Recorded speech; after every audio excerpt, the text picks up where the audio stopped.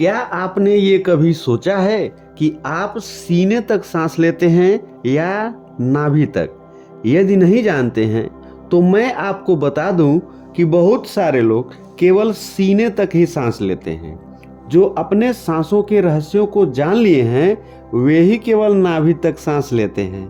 अगर आप सांस के रहस्य को जान लिए तो आप रोगों से बचकर एक लंबा जीवन जी सकते हैं। सांसों के रहस्य को जानने के बाद आप मेडिटेशन भी बेहतर ढंग से कर सकते हैं। नाभि तक गहरी सांस लेने से मन एकाग्र होता है। जीवन को संवारने में हमारी ये सांसें बहुत ही महत्वपूर्ण भूमिका निभाती हैं। इसे ऐसे समझ लीजिए, पौधों का सबसे सुंदर भाग होता है फूल, जो हमें अपनी ओर खींचते हैं, लेकिन सबसे जरूरी है जड़ें, और वो दिखाई भी नहीं देती हैं। ठीक इसी प्रकार हमारी सांसें जो दिखाई नहीं देती हैं लेकिन हमारे शरीर के लिए महत्वपूर्ण भूमिका निभाती हैं। आपके चेहरे को चमक प्रदान करती हैं, आपके तनाव को दूर करती हैं। इस वीडियो में हम जानेंगे कि नाभि तक सांस लेने का तरीका क्या है, इससे लाभ क्या हैं। मेरे प्रिय साथियों, आप सभी के भीतर बैठे उस परम शक्ति को नमन करते हुए सांस के रहस्यों पर आधारित इस वीडियो के साथ उपस्थित हूँ। प्रिय साथियों, आपके आसपास उड़ने वाली चिड़िया गौरैया 1 मिनट में 38 से 40 सांस लेती है और वो 5 साल तक जीती है। कुत्ते बिल्ली आदि 30 से 32 सांस लेते हैं और वो 10 से 12 वर्ष तक जीते हैं। वहीं मनुष्य 12 से 15 सांस लेता है और औसतन 100 वर्ष तक जीता है। कछुआ 1 मिनट में 3 से 4 बार ही सांस लेता है और 500 से 600 साल तक जीता है। इससे एक बात तो तय है कि जो जितना स्थिर सांस लेगा वो उतना ही अधिक साल तक जीवित रहता है। जब हम नाक से सांस लेते हैं तो वह गले को, फेफड़े को, नाभि को छूती हुई पूरे शरीर में जाती है, लेकिन हमारे अन्य अंगों जैसे दिमाग, कान, आंख, दिल आदि तक जाती तो है, परंतु इस बात का हमें पता ही नहीं चल पाता है।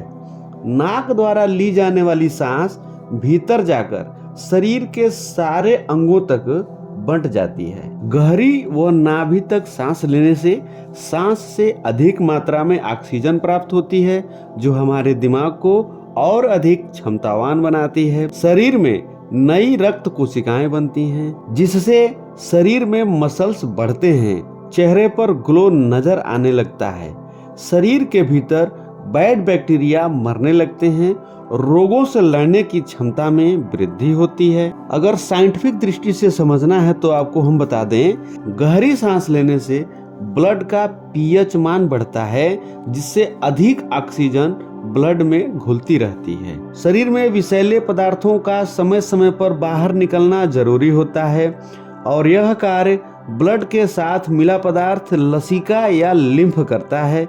इस लिम्फ को शरीर के सभी भागों तक पहुंचाने का कार्य करती हैं हमारी ये सांसें। अगर शरीर का लिम्फेटिक सिस्टम बेहतर रखना है तो आपको डीप ब्रीदिंग अर्थात नाभि तक गहरी सांस लेना अति आवश्यक है। गहरी सांस लेने की प्रक्रिया को ही हम योग की भाषा में प्राणायाम कहते हैं। हम बचपन से यही सुनते आ रहे हैं कि यदि लाइफ में सक्सेस होना चाहते हो तो मन को वश में रखो, और हमारा ये मन तभी वश में होगा जब आप गहरी सांस लेने का अभ्यास करें। जब आप पहली बार मेडिटेशन करने बैठते हैं तो आपका मन इधर उधर भागता है। इस समस्या को दूर करने के लिए आपको बताया जाता है कि आप अपना ध्यान सर्वप्रथम अपनी सांसों पर केंद्रित करिए। जब हम सांसों के आने जाने को महसूस करने लगते हैं तो हमारा ध्यान सही से लगने भी लगता है। इससे साफ है कि ध्यान साधना के लिए भी महत्वपूर्ण है हमारी ये सांसें। क्रोध में या काम वासना के समय हमारे सांसों की रफ्तार बढ़ जाती है, जिसे डीप ब्रीदिंग द्वारा नियंत्रित कर लेना जरूरी हो जाता है। आपको जानकर आश्चर्य होगा कि हमारे मन के विचारों के साथ सांसों की गति में भी परिवर्तन होता है। अतः मेडिटेशन से विचारों में ठहराव लाना जरूरी हो जाता है। डीप ब्रीदिंग अर्थात गहरी सांस लेने का तात्पर्य यह है कि जब हम नाक द्वारा सांस लें तो वह हमारे पेट तक पहुंचे, पेट उभरा हुआ लगे। पुनः जब हम सांस छोड़ें तो हमारा पेट भी अंदर जाए।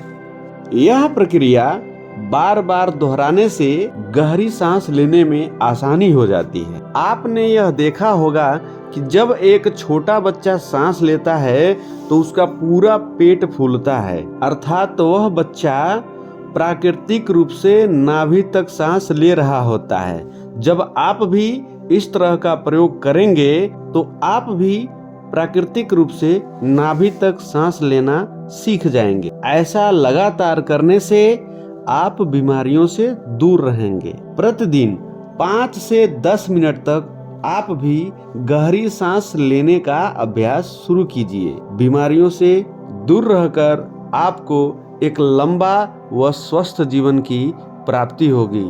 अतः गहरी सांस लेकर के आप अपने जीवन को आनंदमय बनाने का कार्य कीजिए। आज के वीडियो में बस इतना ही। फिर मुलाकात होगी, तब तक के लिए आप सभी को धन्यवाद सहित नमस्कार।